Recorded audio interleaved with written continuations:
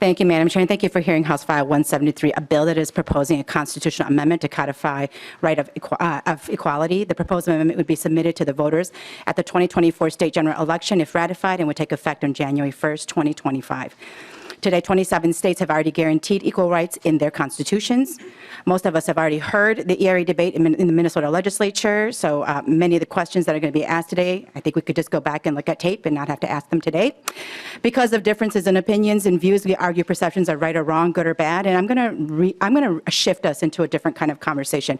And before I do so, I did just want to add really quick that adding rights to one group of people doesn't actually take rights away from another group of people. The 19th Amendment gave women the right to vote. That did not take rights away from men. And so for us to have the fear of a right and then it gets taken away from us, it's just not rooted in reality. The other thing is fair competition. I am so sorry, but our just cisgender girls are going to be just fine. You know what? Society is built in a way that accommodates us already. I had an athlete who was a USA Olympic was on the track to being an Olympic gymnast. She trained with Sinisa Lee for 10 years.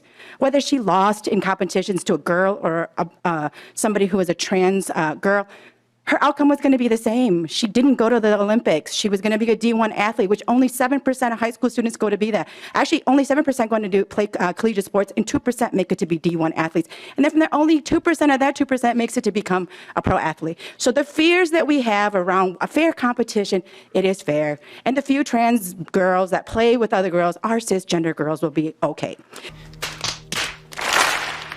They're really showing themselves to do really well. Come on, man.